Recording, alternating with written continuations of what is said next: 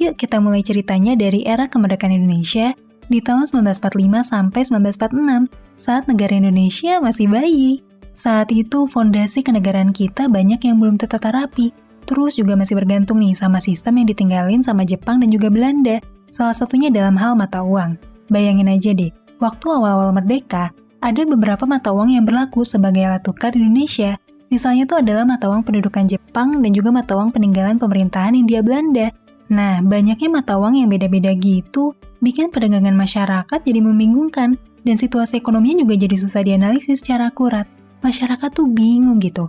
Gimana ya caranya nentuin harga kalau berdagang atau nuker mata uang yang berbeda? Ditambah lagi di akhir September 1945, tentara Nietzsche itu diprediksiin bakalan datang buat ngambil alih pemerintahan di Indonesia, termasuk kembaliin sistem perdagangannya buat balik dikuasain lagi sama Belanda.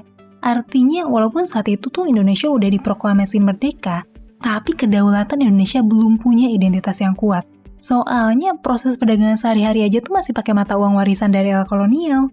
Buat nyikapin hal tersebut, Syafruddin Prawira Negara saat itu tuh adalah anggota Badan Pengurus Komite Nasional Indonesia Pusat. Dia tuh ngusulin ke Wakil Presiden Muhammad Hatta supaya pemerintah cepetan deh ngeluarin mata uang Republik Indonesia buat ngeganti semua mata uang yang berlaku saat itu. Usulan itu akhirnya disetujuin sama Muhammad Hatta dan segera dieksekusi nih sama Menteri Keuangan Alexander Andries Maramis. Dari sini nih, perjuangan pembentukan mata uang nasional kita dibentuk sebagai salah satu poros kedaulatan negara yang penting banget buat perdagangan dan juga ekonomi masyarakat. Prosesnya iya tentu aja nggak gampang. Prosesnya dimulai dari nyari pabrik pencetakan uang di Jakarta, Malang, Solo, dan juga Yogyakarta. Tapi pertempuran yang meletus di berbagai daerah bikin banyak jalan tuh diblokir, sampai akhirnya mempersulit proses koordinasi dan juga pencetakan uang pertama Indonesia. Meskipun gitu, berkat kerja keras para pejuang, sukarelawan, dan perusahaan yang ngedukung Indonesia, mesin cetak itu bisa didapat dan memproses pencetakan uang pertama Indonesia. Mata uang pertama yang dicetak saat itu tuh namanya bukan rupiah, tapi uang Republik Indonesia atau ORI.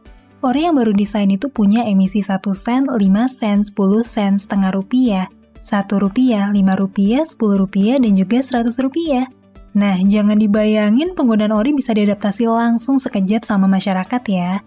Apalagi bisa dengan cepat didistribusin ke seluruh pelosok daerah. Soalnya waktu itu tentara Nietzsche nyoba buat ngejegal mata uang ORI dengan cara ngegagalin upaya distribusi mata uang nasional. Karena banyaknya ancaman keamanan, pabrik pencetakan ORI itu bahkan sampai terpaksa dialihin dari Jakarta ke kota Malang. Gak cuma itu aja, tentara Nietzsche juga nyebarin uang Nietzsche di tanggal 6 Maret 1946 buat bikin masyarakat tuh jadi ragu gitu nentuin mata uang buat perdagangan. Meskipun banyak tekanan militer dari Belanda, masyarakat Indonesia tetap gak banyak ngadopsi mata uang Nietzsche. Dan mereka tetap milih pakai ORI atau seenggaknya mata uang peninggalan Jepang, sambil nungguin distribusi ORI meluas ke berbagai wilayah. Di tanggal 30 Oktober 1946, pemerintah Indonesia resmi nih netapin ORI sebagai mata uang sah di Republik Indonesia, yang dijulukin sebagai uang putih, dan uang Nietzsche itu dijulukin sebagai uang merah. Cetakan uang ORI ini secara gencar terus dikirim ke seluruh Pulau Jawa dan Madura pakai kereta api. Masyarakat juga nyambut baik nih peredaran ORI. Para pedagang pasar dan tukang beca tuh bakal lebih milih dibayar pakai ORI dengan harga diskon daripada dibayar pakai uang Nietzsche dengan harga normal. Saat itu banyak masyarakat Indonesia yang lebih menghargai kemerdekaan dan kedaulatan negara dibandingin sama keuntungan ekonomi yang sifatnya tuh cuma sementara doang. Tapi Nietzsche tuh masih terus berupaya buat ngejatuhin ORI dan nyebarin uang Nietzsche gimana pun caranya. Mulai dari nyetak uang Nietzsche pakai bahasa Indonesia, nyebarin mata uang ORI palsu buat micu inflasi, sampai ada bentrokan fisik buat maksa pedagang transaksi pakai uang Nietzsche. Ditambah lagi perjanjian Renville yang mempersempit wilayah Indonesia, itu tuh bikin peredaran ORI makin susah buat ngejangkau daerah luar Pulau Jawa dan Sumatera. Tapi tentu aja ya, pemerintah daerah tuh tetap ngelawan dominasi uang Nietzsche dengan berinisiatif bikin ORI-nya masing-masing, yang disebut ORIDA atau Uang Republik Indonesia Daerah.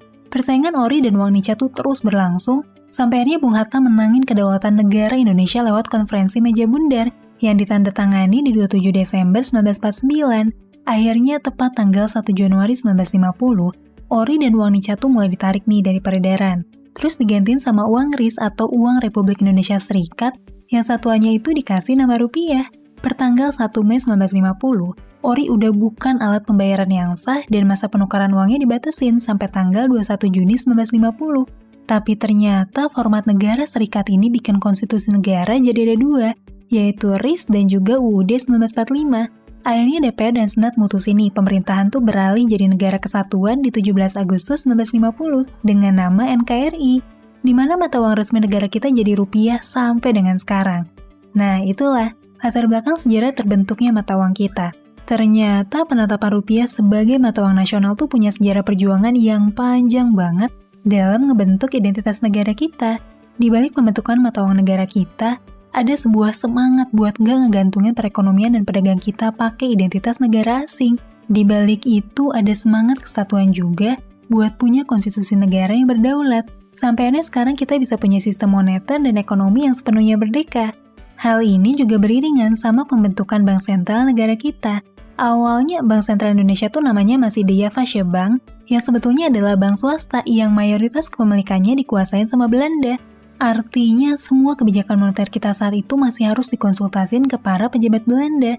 Sampai akhirnya di 3 Agustus 1951, pemerintah Indonesia tuh berhasil menasionalisasi DIA-Fascia Bank dengan cara ngebeli semua saham dari pemiliknya, walaupun dengan harga 20% lebih mahal dari nilai wajarnya atau setara 8,9 juta gulden.